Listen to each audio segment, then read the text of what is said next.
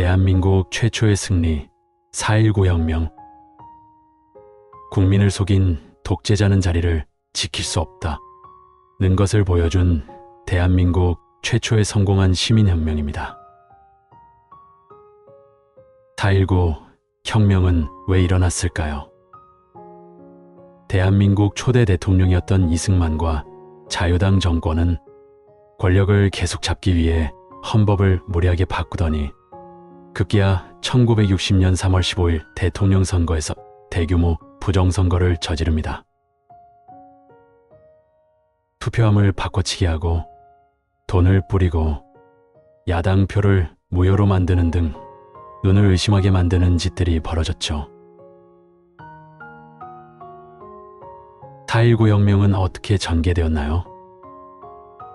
선거 당일 경남 마산에서 분노한 시민과 학생들이 시위를 벌였습니다.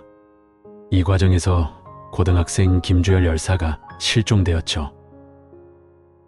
약 한 달 뒤인 4월 11일 마산 앞바다에서 최루탄이 눈에 박힌 채 떠오른 김주열 열사의 시신이 발견됩니다. 이 처참한 모습에 온 국민이 분노로 뒤집어졌습니다. 서울을 비롯한 전국에서 수십만 명의 학생과 시민들이 거리로 쏟아져 나와 독재 정권 물러가라를 외쳤습니다. 정부는 계엄령을 선포하고 시민들을 향해 총을 쏘며 무력으로 진압했지만 시민들은 멈추지 않았습니다. 교수들까지 시위에 동참하며 압박했죠. 결국 독재 정권은 국민의 힘 앞에 무릎을 꿇었습니다. 4월 26일 이승만 대통령은 하야 즉 대통령직에서 물러남을 선언하고 하와이로 망명했습니다.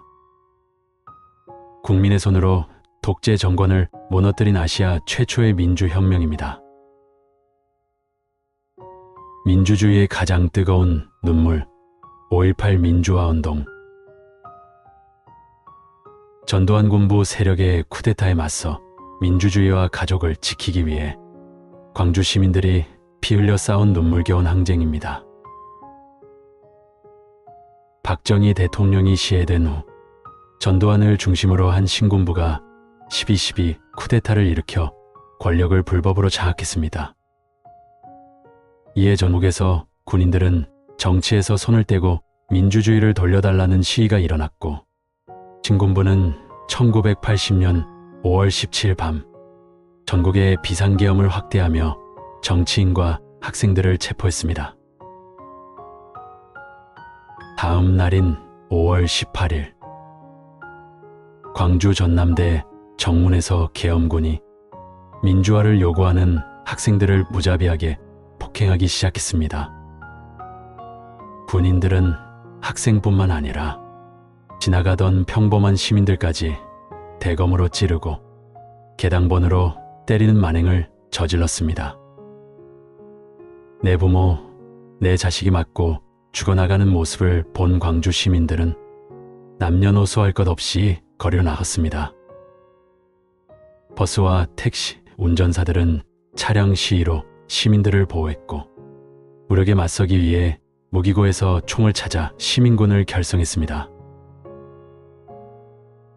신군부는 광주를 철저히 고립시키고 언론을 통제해 광주에서 폭동이 일어났다고 거짓말을 했습니다. 하지만 고립된 광주 안에서는 주먹밥을 나눠 먹고 부상자들을 위해 헌혈줄이 길게 늘어서는 등 범죄나 약탈이 단 한 건도 없는 기적 같은 대동세상이 펼쳐졌습니다. 열흘간의 항쟁 끝에 5월 27일 새벽 탱크를 앞세운 계엄군이 전남도청으로 진입했습니다. 시민군은 우리를 잊지 말아라는 방송을 남긴 채 끝까지 저항하다가 수많은 이들이 목숨을 잃었습니다. 당시에는 군부의 칼바람에 짓밟힌 것처럼 보였지만 광주의 희생은 대한민국 민주주의의 거대한 불씨가 되었습니다. 이 정신이 이어져 결국 1987년 6월 항쟁을 통해 국민이 직접 대통령을 뽑는 직선제 유치를 이뤄내게 됩니다.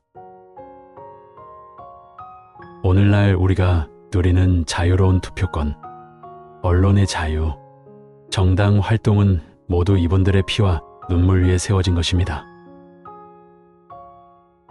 역사를 잊지 않는 민주시민이 되는 것, 그것이 바로 이분들의 희생에 보답하는 길 아닐까요? 여러분, 최근 고교야구 대회에서 일어난 배제고 야구부의 광주 비하 및 518조롱 응원 사태를 보며 많은 분이 충격과 분노를 느끼셨을 겁니다. 스타벅스 가야지, 탱크데이 같은 말들을 단체로 떼창하며 상대 팀과 특정 지역을 모욕한 이 사건은 결코 처없는 학생들의 단순한 장난이나 스포츠 응원으로 가볍게 넘겨서는 안 됩니다. 우리가 이 사건에 분노하고 또 절대로 이런 일이 반복되어서는 안 되는 확실한 이유는 세 가지입니다. 첫째, 역사의 비극과 타인의 고통을 노림임로 소비했기 때문입니다. 5.18 민주화 운동은 국가 권력의 잔혹한 총칼 앞에 수많은 무고한 시민들이 피를 흘리며 민주주의를 지켜낸 우리 현대사에서 가장 가슴 아픈 비극입니다. 그 아픔의 상징인 탱크라는 단어를 경기장에서 조롱의 도구로 썼다는 것은 타인의 고통에 대한 최소한의 공감 능력조차 상실했음을 보여줍니다.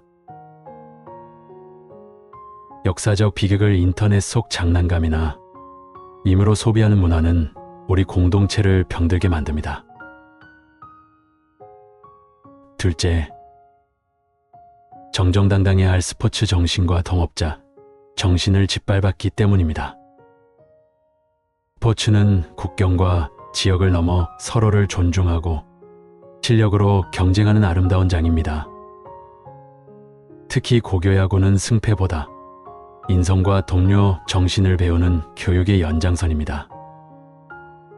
같은 야구 선수의 길을 걷는 동료들을 향해 그들의 고향과 부모 세대가 겪은 아픔을 들춰내 조롱한 것은 스포츠맨시의 심각한 타락입니다.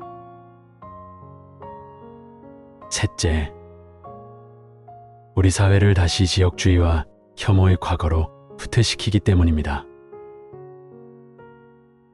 과거 독재 정권들이 국민을 갈라치기 위해 악용했던 지역 감정이라는 망령이 2026년 오늘날 청소년들의 입을 통해 다시 흘러나왔다는 것은 매우 뼈아픈 현실입니다. 지역으로 사람을 차별하고 비하는 혐오 표현은 우리 사회의 통합을 깨뜨리고 민주주의의 뿌리를 흔드는 행위입니다. 역사를 잊은 민족에게 미래는 없고 타인의 아픔을 조롱하는 사회엔 희망이 없습니다.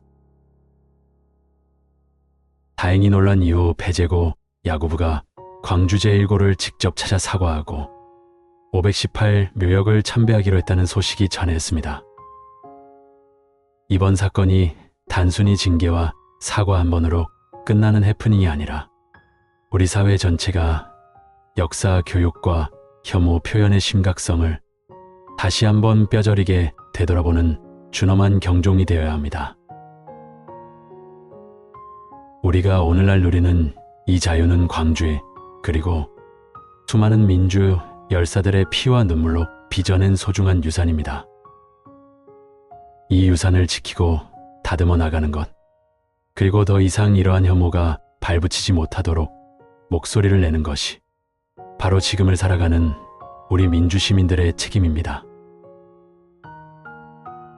오늘 영상이 공감되셨다면 더 많은 분이 이 현실을 알고 깨어날 수 있도록 구독과 좋아요 그리고 공유로 연대해 주시기 바랍니다.